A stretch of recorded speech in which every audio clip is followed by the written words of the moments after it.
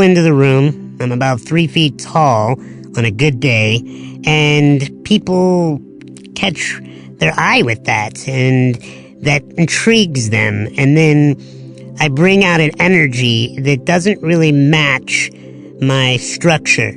Most people think that somebody 3 feet tall in a wheelchair would need help, that they would, require assistance and maybe be a little shy, a little bit afraid of their own shadow. And I come in there with an energy of, hey, how can I help you? And let's rock this world.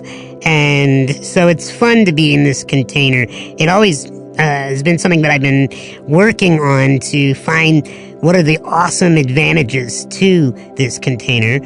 I would say my life is very purpose-driven.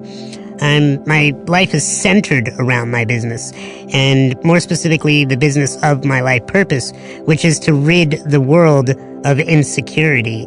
And I'm happily married, and I can tell you that I made it very clear to my wife, and she agrees, that there is nothing more important than my life purpose. It comes above our marriage, above everything else, because if I am living my life purpose, I am the best man for her that I can be. I am the best business entrepreneur. I'm the best person in health and wellness of my own body.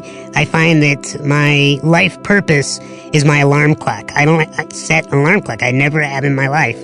My purpose wakes me up in the morning, and it keeps me up until, really, really late at night at all times.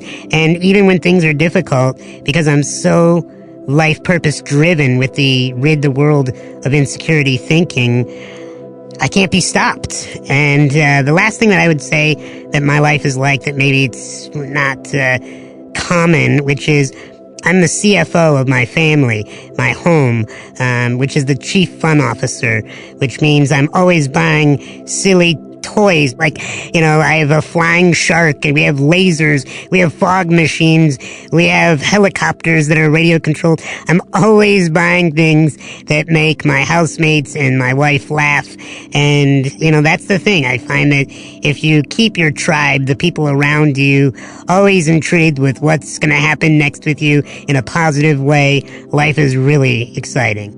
Well, I was telling you before we started, I was showing our producer here, Richard Del Maestro, the video on YouTube of your dance party, which has been seen now by almost 1 million people. And then there have been others that have danced along with you by filming themselves and loading it up to YouTube as well. And what's interesting about that video is, I've been, featured on some of the best media outlets, now Success Magazine, which was, by the way, on my bucket list. And I can tell you that nothing has come close in visibility as dancing in my office for 3 minutes to a silly song and making a goof of myself. That thing has gotten me more visibility, more business, more public exposure than practically all the media I've done combined. Well, I just encourage any of our listeners who have not seen it yet to go to YouTube and check it out. So, Sean, tell us about the point in your life when you stopped seeing yourself as who you are physically and your disorder as a burden and started seeing it more as a gift. Was there a moment? There certainly was, and I credit that moment to my parents, and specifically my mom, because when I was younger, I had this bone disorder, still do, but when I was younger, the bone disorder was more intensified. I would fracture very easily. Something as simple as sneezing would break a rib. Coughing too hard could break collarbone. And it was Halloween. I was in 4th grade, and I was out of my wheelchair on the floor in the living room, and I was rolling around on the floor with my costume on, and I was so excited and enthusiastic about the day, and not because of the party or the candy or the costume wearing. I loved it because it was the one day of the year that I got to disappear.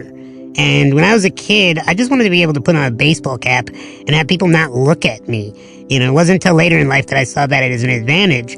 And so I was rolling around. I was looking forward to this day because it's the one day that everybody got dressed up and I got to blend in. So as I'm rolling around, I catch my left leg on the corner of the door, and I bend it back and I snap it at the femur. And I don't know if you've ever broken a bone, but I can tell you that it feels like somebody's stabbing you and twisting a knife in almost like a vice grip feeling. And I was just filled with rage. This fourth grader felt so overwhelmed, and my mom comes in the room because I was screaming in pain, and she tries to calm me down. Nothing's working. She would play this little game where she'd say, "Sweetie, tell me about what was your favorite part about our last vacation?" Except that day I was furious. I didn't want to play any more games. And she could see that in my eyes. And so she proceeded to ask me a question that forever changed the course of my life. She said, "Sean, is this going to be a gift or a burden in your life?" And I gotta tell you, in that moment, I thought she was crazy. I mean, how could this be a gift? But her and I experienced something magical. It was like this warm wind of wisdom just kind of circled my body. And in fourth grade, I got clarity on my life that most people never get, which is I love my life amidst my pain. And my life purpose is how to help other people love their life amidst their pain. And it didn't make the pain physically go away, but it gave it a reason. It gave it a purpose. And when you find purpose to your pain, you have drive on your hands. And when you have drive on your hands, you cannot be stopped. I like that. It didn't make it go away, but it gave it purpose and gave it a reason. I got a chance to see you present at the Invisible Children Fourth Estate event last year, and you were extraordinary. Now, you talked about trying to help rid people of insecurity. So talk about your life purpose. Yeah, absolutely. So one of my mentors said, "Sean, you need to find your catalyzing statement." And I was like, "What the heck does that mean?" And he said, "Sean, like John F. Kennedy said, I'm going to put a man on the moon and bring him home safely." And then all of a sudden, billions of dollars and hundreds of jobs later, thousands of jobs were assembled to create NASA, basically, and put a man on the moon. And that was because it came from one statement. And so he said, "What's your one statement?" And so I tried out many statements until finally I said something that shook me to the core, as well as my mentor and all my mentors, which is, "I'm here to rid the world of insecurity." And it's been an incredible journey because I found that technically, insecurity is not something that we can ever get rid of. It's something that we need to stay ahead of. So it's like saying, I want to get rid of germs or bacteria in the body. No, that everything has a purpose. You just need to stay ahead of it and know how to influence it properly so that you're in control of it as opposed to it being in control of you. Wow, that's great. So now another big thing of yours, Sean, is to help people get off their butt. And that is a butt with one T. So break this down for us so we understand, what you mean here, since you aren't talking necessarily about our rear ends. So I was working with a friend of mine who's a branding expert one day, and we were talking about all the different messages that I have, and we needed to boil it down and make it very clear to people, what does Sean Stevenson really teach? And that day was when I said, I really teach people how to take a stand for their life. And in order to take a stand, you got to get off your butt. And then light bulb went on and I said, but the butt is B-U-T. And that's the butt excuses, the butt fears, and the butt insecurities. So let me give you a little more depth on that. So the butt fears are like every time you say, but what if? But what if I fail? But what if I look bad? What if I disappoint my friends? But what if I get rejected? Excuses are but I don't have but I don't have the time, but I don't have the money, but I don't have the energy, but I don't have the degrees, the resources, the contacts. And then there's the but insecurities, but I'm not. And that's the one that I really love going after. But I'm not tall enough, but I'm not pretty enough, but I'm not smart enough. It's believing that you were given less than another human being. And I can tell you, Darren, that I don't believe that anybody got more or less. I think we get different stuff in life, and how we interpret it depends on where our life ends up. So you could say, well, Sean, I got a better body than you.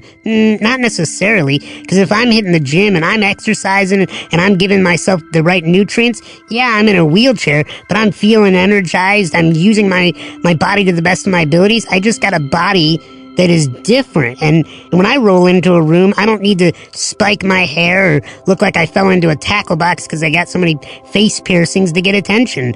I just show up. And so my body brings a different advantage than somebody else's.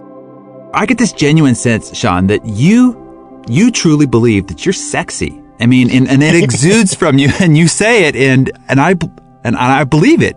That you feel that well, you are should. sexy, and you talk to us about your marriage and just that whole. I mean, maybe I don't know whether how conscious you are about this that you exuded, but just tell us a little bit about that, because if there's anybody that somebody else looking at you would think, how can you? How do I get that from them? Yeah, of course.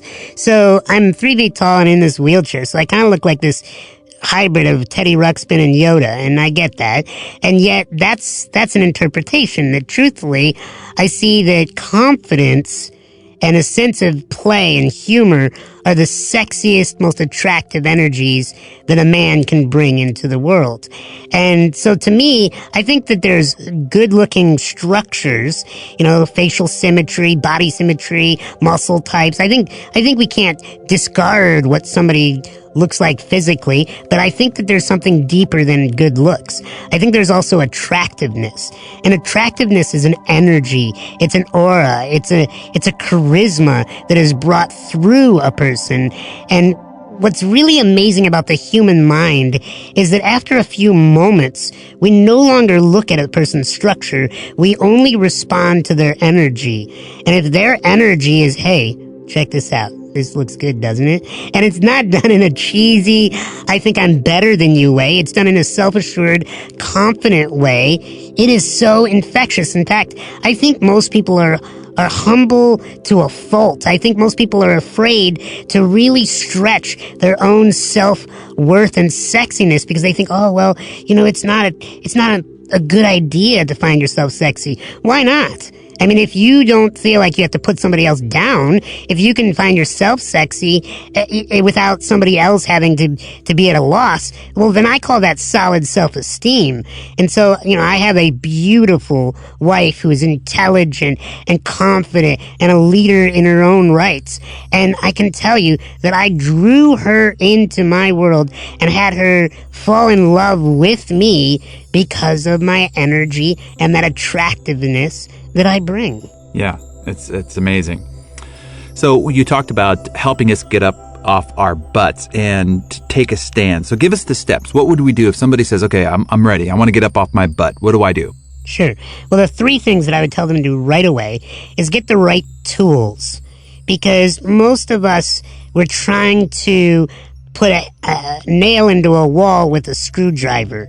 We're trying to use a jackhammer to pull out a thorn that is in our side. We're trying to get certain tasks completed with the wrong tools. We got to get the right tools. So you got to surround yourself with the right books, audio programs, magazines such as Success. The books that I have come across in my life are very critical at getting me to where I'm at. So, like, for instance, anytime there's something that I want, whether it's health, wealth, or relationship based, I immerse myself with the best tools because I want to know, what am I missing? Because the biggest thing that people cry about is, I don't know how, but I don't know how.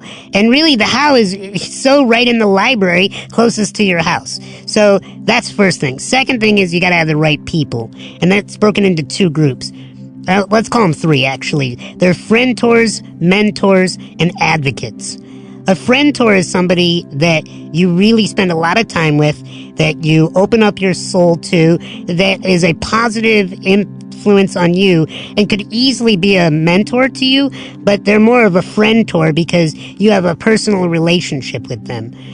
Then there's a mentor. A mentor is somebody that maybe you don't go fishing with, maybe you don't spend lots of time with, but there's somebody you check in with. Maybe there's somebody you pay, like a coach or a therapist or a guide, somebody that is in your life that has gone before you and got what you have and will teach you how to get it.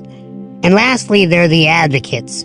And I have 20 advocates in my life. These are the people that are my friend-tor status, also my mentor status, but also they are advocates of my success. They will open up doors for me. They will create contacts. They will work for me for free because they believe so strongly in what I'm bringing to the world that they want to make sure that I am succeeding at my life mission. And so these advocates are people that I reach out to quarterly. They're people at least quarterly that I mail a personal package to them with a personalized letter and a book that I just recently read, or a video that I recently watched, or a news clipping of an article that really inspired me, whatever it may be. I knock on these people's doors quarterly to say, hey, what can I do to add value to your life? And thank you so much for adding value to my life.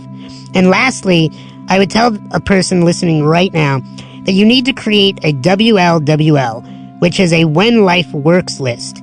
Look back in your life and figure out what are the little steps that you take that when you've taken them, your life worked. Do you have to get up at 6 in the morning and work out? Do you have to drink, 45 ounces of water a day? Do you need to pray or meditate? Do you need to go out into nature? Do you need to sit with a best friend and ask them how their day is? What do you need to do to really have your life work? And I have like 14 things on my When Life Works list. I don't get them all done in a day, but if I get 4 to 5 things off of my When Life Works list done, I'm unstoppable. No army can stop Sean Stevenson from achieving what he wants in that day when he's on his When Life Works list. Out of everything, Sean, that you've learned through your life, through struggles and triumphs, share with us what you feel has been the biggest lesson that you've learned overall. Well, it's something I learned from my wife. And that is trust the process. And trust whatever process. If you're making a project, writing a book, if you're starting a family, you're getting married, if you're going back to school, whatever it may be, trust the process. Have the patience to know that everything's unfolding at the time and speed that is perfect. And if you want to increase it, that's fine. If you want to decrease it, fine. But there's no wrong way to live your life. I'll tell you, Darren, I'm going to tell you something really bold, and that is I like to see people fail. And the reason why I like to see people fail is because they're doing something with their life, and because they're closer to what they want, because they're going to learn how to tweak it, because they're going to get closer and closer until finally they get what they want. You know what scares me far worse than seeing somebody fail? Seeing someone on their couch doing nothing with their life. I think apathy and lethargy and just fear of taking a risk and looking bad, that's far more dangerous than failing. So somebody who has not been caught sitting on the couch, you've done a lot with your life. Share with us what you feel is your greatest accomplishment thus far. What are you most proud of? So I'm going to break that into 3 things. Number 1 is my marriage to my soul match. I told her that she was my soulmate, and she rolled her eyes and said, "That's so cliche, Sean." So I came up with another word, soul match, and we said that has many definitions, but we feel like a perfect match together. Second was completing my doctorate. Becoming a doctor was something that took 24 years of schooling, to count from kindergarten all the way to the completion of the doctorate. And I wanted to quit so many times. And I stuck with it, thanks to my friends and family and my own life purpose calling me.